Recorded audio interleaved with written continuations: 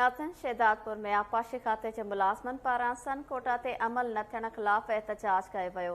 Report करे रहियो आहे शाद मंगी। शहदादपुर में आपाशी मुलाज़मन एहतजाजी मुज़ाहिरो कयो आहे ऐं अचो त इन अॻुवाणनि खां पुछूं त साणुनि छा मसइलो आहे, संदुनि छा चवणु आहे। मेरिट जी सवी सीधी लताड़ पई थिए, छो जो जेके पुराणा बेलदार रिटायर आहिनि, असांजा केनाल आहिनि, ब्रांचूं आहिनि, खाली आहिनि।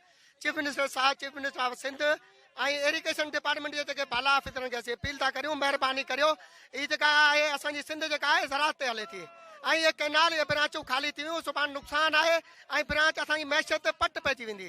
महिरबानी करे जेके अंग्रेज़ दौर खां वठी जेके बेलदार भर्ती थियल आहिनि उन्हनि खे सन कोटा ॾिनी वञे। ॿी सूरत में इहो एहतजाज असीं पूरी सिंध ताईं वधाईंदासीं। ही उहे माण्हू भरींदा जेके माण्हू वरी बि वॾेरनि जे बंगलनि ते हूंदा, उते पंहिंजो ड्यूटियूं कंदा ऐं वाहन ऐं शाखुनि ते कोन ईंदा। 21 तारीख़ एहतजाज करे रहिया आहियूं। अॼु असां कुमदारू रेगुलेटर टंडो आदम सब डिवीज़न खां पंधु पंहिंजे मज़दूरनि सां गॾिजी हिते प्रेस क्लब शहदादपुर ते आया आहियूं।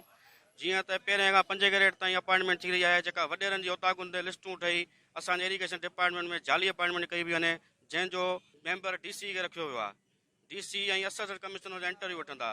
मां DC साहिब खां पुछण थो चाहियां त तव्हांखे मेन कैनाल जी कहिड़ी ख़बर आहे त कीअं था हलनि, शाखूं कीअं थियूं हलनि। तव्हां रेवेन्यू डिपार्टमेंट जा आहियो त तव्हां पंहिंजे रेवेन्यू डिपार्टमेंट जा ॾिठो। असांजे इरिगेशन डिपार्टमेंट में कमेटी में असांजे इंजीनियर साहिब खे मुक़ररु कयो वञे या असांजे चीफ इंजीनियर खे मुक़ररु कयो वञे त जीअं असां सां इंसाफ़ी थिए ऐं असांजो मुतालबो आहे त मक़ामी माण्हुनि खे भर्ती कयो वञे ऐं जेके मज़दूर असां सां गॾु कमु करे रहिया आहिनि उहे रिटायर था थियनि त उनजे औलाद खे नौकिरी ॾिनी वञे। जेके अचनि इंजीनियरनि खे त उन्हनि जी पघारूं चालू कयो। विराए महिरबानी असां अपील था कयूं त इहा जाली अपॉइंटमेंट बंदि कई वञे। ही एहतजाज सन कोटा बंदि करण जे ख़िलाफ़ रखियो वियो आहे ऐं जेको CM साहब खे पुरज़ोर अपील था करियूं त असांजी सन कोटा बहाल कई वञे, जीअं त ही कैनाल जो सिस्टम जेको आहे उहो सॼो टेक्निकल पॉइंट ते आहे। पहिरीं बि इहे माण्हू 2012 में भर्ती कया हुआ, पर उहे माण्हू अञा ताईं कंहिं वॾेरनि जे बगलनि ते वियो पिया उते ड्यूटियूं ॾियनि। वाह सॼो ख़ाली आहे, बंदि ख़ाली आहे, इन खां पोइ शाखूं ख़ाली आहिनि।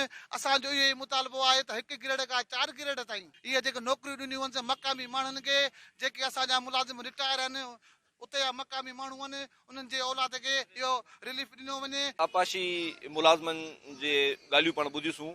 इन जो चवणु आहे त असीं गुज़िरियल 3 ॾींहंनि खां सरापा एहतजाज आहियूं, पर हुकूमत असांजो को ॿुधण जे लाइ तयारु कोन्हे। इन जो मुतालबो आहे त सन कोटा बहाल करे मुक़ामी माण्हुनि खे नौकिरियूं ॾिनियूं वञनि ऐं मौजूदा जेके 1 खां 4 ग्रेड ते भर्तियूं थियनि पियूं उहे सियासी तरीक़े सां ऐं सियासी माण्हुनि खे भर्ती कयो पियो वञे, जंहिंसां मेरिट